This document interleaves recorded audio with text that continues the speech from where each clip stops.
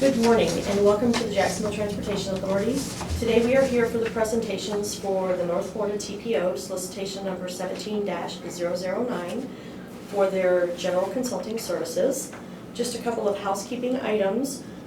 We do have a safety message that we speak of every month at all of our meetings. This month's safety message is don't get caught off guard, turn your attention to accident prevention, and I'm sure we can incorporate that one way or another in our daily and private lives. We do have emergency exits. They are properly noted above each door. If we have an emergency going out into the lobby area here, there are stairs on either side of the elevator banks. As well, there are restrooms on either side. Men's is on the left, ladies is on the right. We have a third emergency exit catty corner from this area of the building to the far back. My name is Tina Roberts and I am the Senior Procurement Officer with the Jacksonville Transportation Authority. We will go around the room and introduce as well. Sandra Giles, Contract Specialist. Wanda Forrest, Transportation Planning Manager. Jeff Sheffield, Executive Director. Marcy Larson, Public Affairs Manager. Denise Bunny was Planning Director. Terry Shaw, HNTB. Anat Basad, HNTB. Dan D'Antonio, HNTB. Okay, and now we'll go ahead and start the presentations. The clock will start. Thank you. Thank you. Thank you for the opportunity to present this exciting contract, and we're really excited to be here. You would notice in our org chart our theme being the trilogy theme: discover, engage, and innovate. What does that mean? We want to discover what's important for every project, understanding, engaging, and how do we do that? We would engage our stakeholders in understanding what is the vision that they're looking for. And how do we get there? We want to innovate. We want to bring you the best ideas out there that fits for that project, think outside the box, and be able to deliver that project. It's an exciting opportunity for us. And we have Terry Shaw. Terry, I'm really excited about having Terry as our PM.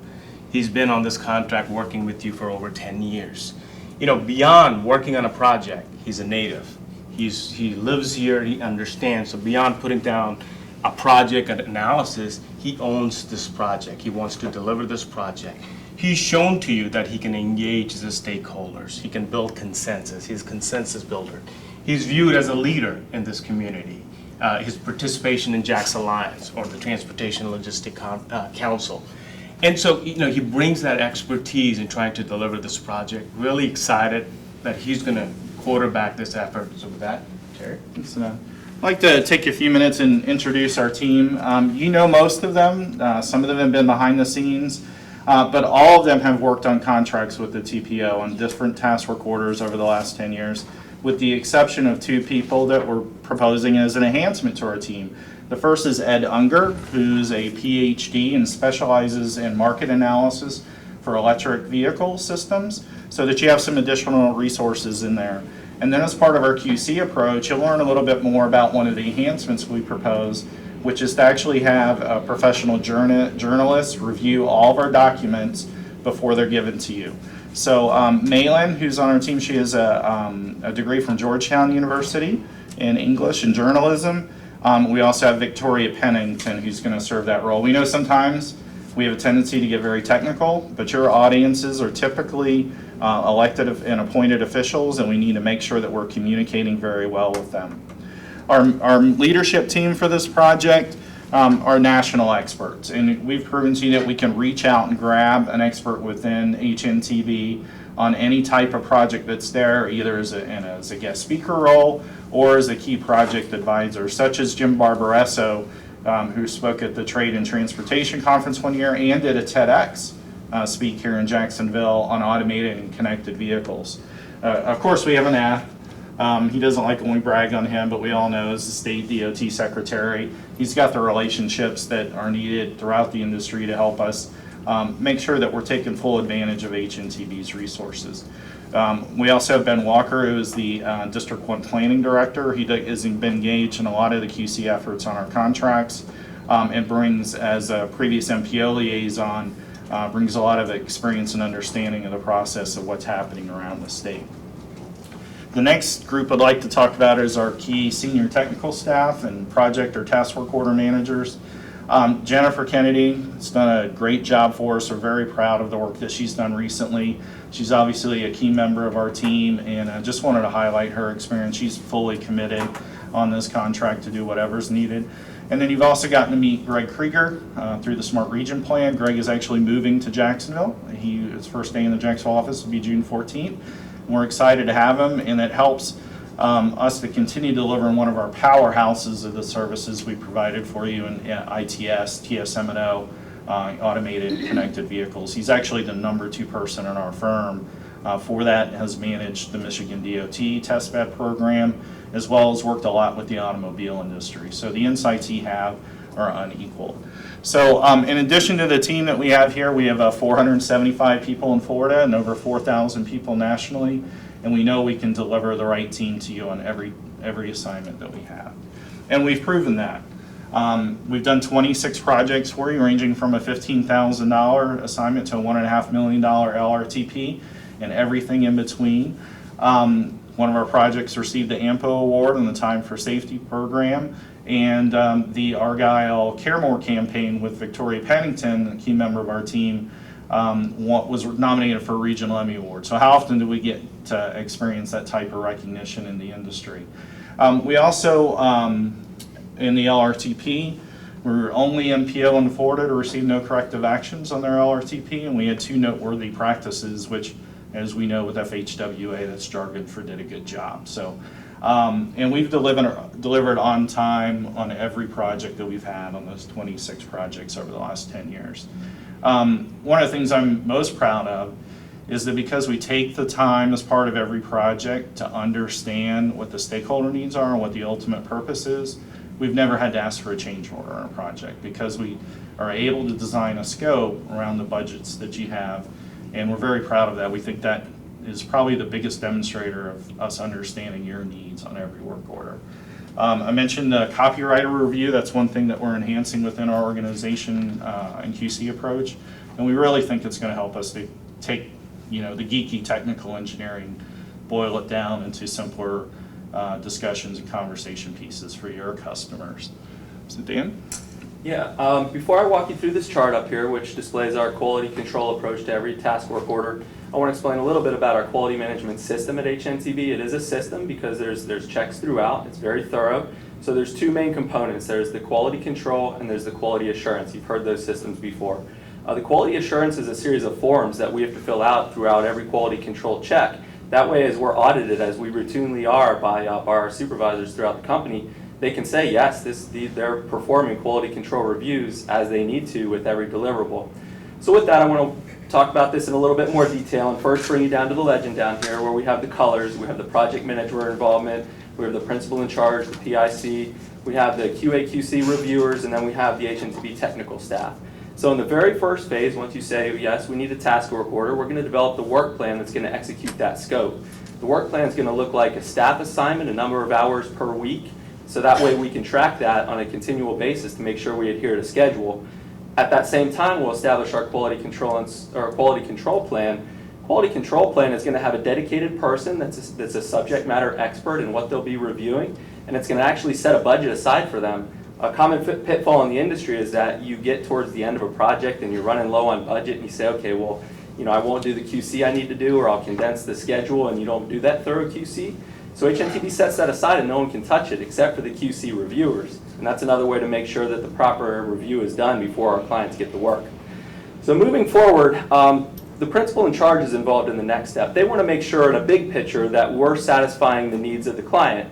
So and you'll see throughout the process, they come back and they check. So yeah, we're delivering the scope, but are we satisfying the needs?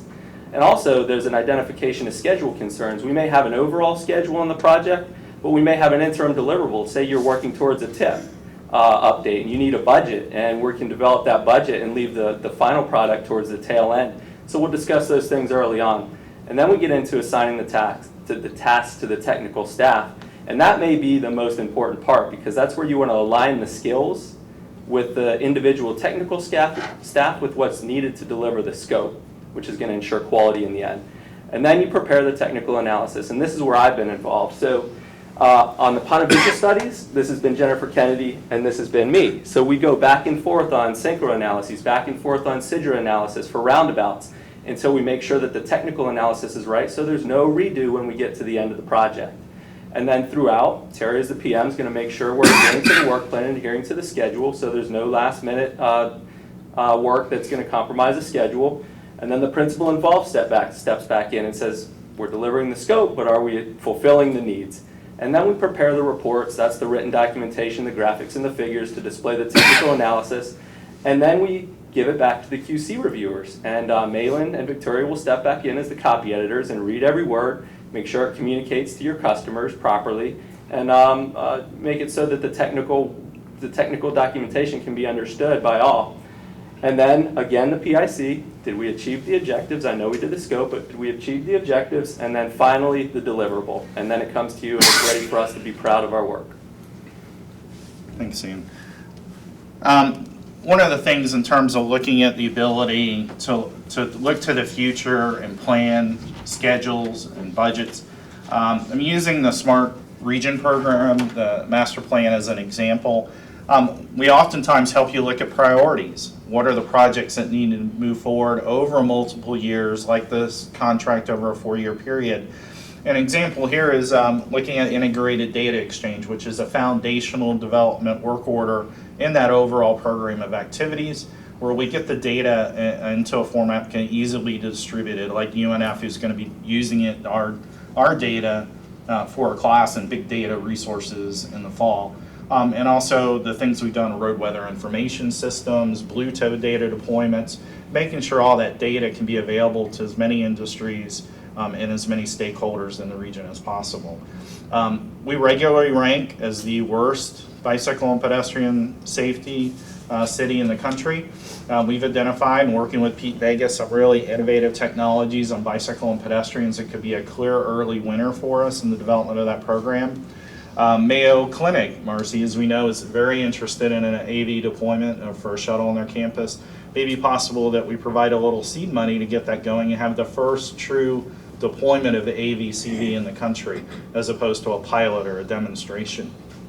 One of the tenets in the Smart Region approach is of opportunity. So being able to serve the disadvantaged, those who don't have access to medical care, to jobs because of the community they live in, either physically or economically being challenged. First mile connections partnering with JTA could be a great opportunity. And the one I'm excited about, is as sea level rises we see that in our region. There's more and more flooding that's occurring in the coastal areas in downtown Jacksonville. We can actually put sensors inside pipes to know when that floodings occur, so we can divert vehicles around those areas to make sure that they're safe and traffic is flowing more smoothly. So most of our projects, though, start in July, and they have to be done on June 30th, associated with your planning money and the Unified Planning Work Program. So I'll just walk you through a typical schedule that we've used on everything from context-sensitive solutions with the St. Augustine Mobility Institute or the Arlington Expressway Study, to policy projects like the Vehicles for Hire in St. Augustine, or corridor and area-wide projects like the Ponte Vedra North Project and the Ponte Vedra Palm Valley Study. So first thing that's very important for us is, one thing we always do with you is do a kickoff meeting. And that allows us with the city or the county, whoever the participating agency, to make sure we understand what their ultimate outcome is from the project. And then we work to refine our scope of work to deliver it within the budget that's identified in the UPWP. Data collection, there's a lot of things like safety data and other historical data that we can collect in the period of August, but we really can't do good traffic data until school starts in September. So that really is a critical path in the overall development of a typical project that we do. And then from there we can move into alternatives analysis, working with the stakeholder groups and prepare a draft report. And a lot of times we do public workshops, public meetings, or detailed technical steering committee meetings once we have a good set of recommendations that we can move forward with them. And then finally we produce annual reports and deliver board presentations and executive summaries that are highly effective. One of our key additions to our project team this time is Michael Baker International. Fred Jones, as you know, is an outstanding urban planner, and with the emphasis on context-sensitive solutions with our partners, we think he's going to provide a lot of value with his experience with JTA's Mobility Works program and other projects that he's done throughout the region from an urban planning and design perspective. The final area of projects that we see are going to be the highest priority moving forward over the next 4 years are the federal requirements. And the two basic ones are the congestion management process and the LRTP, required to do as part of every certification program. As we prepare work plans for that and the LRTP like we did in the Path Forward Plan 2040, it starts with making sure we're ready in November of 2019, to have that plan adopted and ready for publication. So in order to make that date, this plan is actually probably going to need to get started in January timeframe. There's still be some work to do on the model validation and verification, and RSG is on our team to help us do that.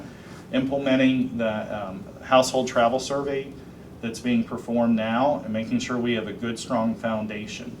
And then that effort, as we start to prepare needs plans, is tied to the congestion management process, where we identify constrained corridors, performance measures that are needed to be implemented, and then strategies and tactics that are identified in the CMP will help us develop our cost feasible plan. From there, we move forward. We'll have a continuing public involvement process, but the public hearings required, stakeholder workshops are all required for us to get to adoption of the plan. That? So you would ask the question, why HNTB? And Terry talked about we've delivered 26 projects for you over the course of the previous contracts to your client satisfaction. Work that's been recognized by AMPO, City of Jacksonville, including Federal Highway and also Federal Highway partners. We delivered good quality work, and part of delivering is to continue to innovate. As you know, if you don't innovate, you become irrelevant. We talked about the trilogy theme, right? Discover, engage, and innovate. You know, we collectively, Terry, TPO, together discovered that the region needed a smart region plan, right? As part of the stakeholder engagement, and what should be the vision for this region is, you need to measure yourself. So we were able to develop the annual mobility report and establish performance measures. Talking about innovation, bringing new ideas. Arlington Expressway, we're able to bring context-sensitive solutions to this project. So why would you think? I think we're prepared here. We're excited to have the opportunity to work with you. Jeff, you've done a tremendous job in leading this vision and trying to figure out what the next big thing is. TPO, you're the voice of transportation, voice of planning here, and we'll be excited for the opportunity to continue to work with you in advancing that vision. With that, turn it over to you. We're gonna wait for you to set it up, right? Any questions? Not to that, so.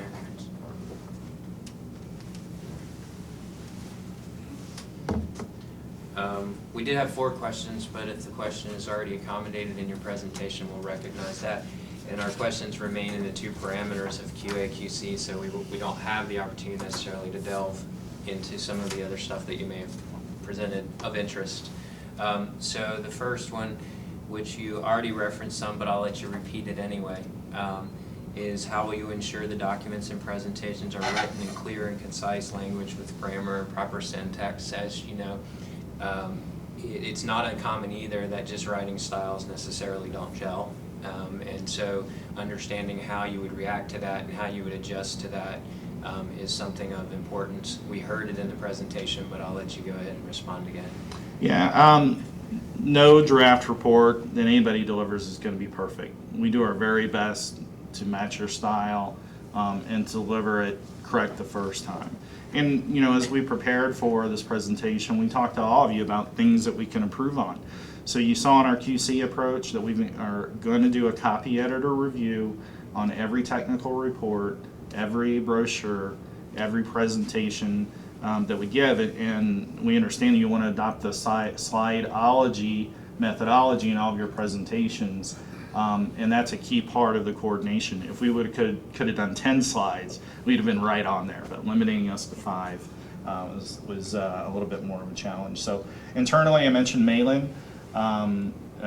Graduate of Georgetown University. She worked for the newspaper in Washington, D.C. She's been engaged with us. She says her goal is to make every report of ours look like National Geographic magazine. So she's got great graphic design experience, and that'll be a good first test. And then we're very excited to renew our partnership with Victoria, and she'll do a final check on all of our projects, and we'll budget that in terms of time and schedule to make sure we deliver on time. Anything in that area? You covered this, you've covered it before, and you've done 26 studies to justify that. So in explaining your approach to assigned projects, we are very familiar with that. I don't know if there's anything in particular that you would Yeah, want to I add. just wanted to add, one of the things that a comment we got in certification is that we need to, in all of our studies, start identifying the underserved population and how we're going to address them. What would be your approach to identifying the underserved? So that was something we did in the Smart Region Plan. There actually, you may not be aware, but there's actually an environmental justice showcase within the region that's largely focused on East Side and the area around I-95 south of the Trout River Bridge. So that's an area whenever we've worked in that corridor, like we did an I-95 master plan for DOT there, that we got data grading systems out of a grade of 5. We got the only 5 that's ever been awarded in the district. So we particularly focus on that and looked at it in our projects. We also, as we move forward, we'll continue to use our demographic analysis using the U.S. Census, be able to integrate the household travel survey data. When we talk about discovery, getting in deep into the project and understand what's really driving the needs for the project and make sure that that's an important customer for the TPO and making sure we meet their needs. Anything else on that one? The third one, and unless there's anything to add on, is your approach to public involvement in the planning studies. Again, enough experience there. I think we've had, and most recently, the Ponte Vedra effort. So I don't know if there's anything else specific to that one. All right. And then actually you sort of answered it anyway, but how will you ensure the project remains on schedule and within budget, which you've done every time? You know now that things are getting more dynamic. We're getting a lot more interest when in attendance in meetings. We're getting a lot more interest with decision makers. So there's a lot more midstream opportunity for scope change and other things that create those challenges. So, if you want to, the ability to maybe address how we might, it's a new era for us in that, so the interest is a little bit higher, and we're going to see more of that scope challenge. Well, I'll give you a couple examples where things have been a real challenge with your partner agency. We tend to get a lot of the controversial, more difficult projects from what I've seen in your GCs. A recent example is the Vehicles for Hire project in St. Augustine, a very complex institutional, legal project where we've had to work with their council review, with John Reagan, with Martha Graham, and so there are things we've had to adjust midstream to make sure we do that. One thing we planned ahead, in particular on that one, is to give what we thought was pretty close to a final set of report and recommendations, so they'd have a chance to go through and take it apart from a legal standpoint, because ultimately we're recommending changes to their ordinance. Another example of how we've been able to tackle something quickly is you challenged us with the Southside Belford TMA project, a 6-month schedule condensed to one that we would typically took a year to complete, and we're on schedule to deliver that. So we've, I believe that we've proven the ability to be flexible and adaptable and deliver a project, tailor a project that really meets the underlying needs of every project. You guys have anything else? We good? Good, That wasn't too hard on that, was it? We're done. thank you. Thank you very much. We're excited and hope we'll have an opportunity to continue working with you.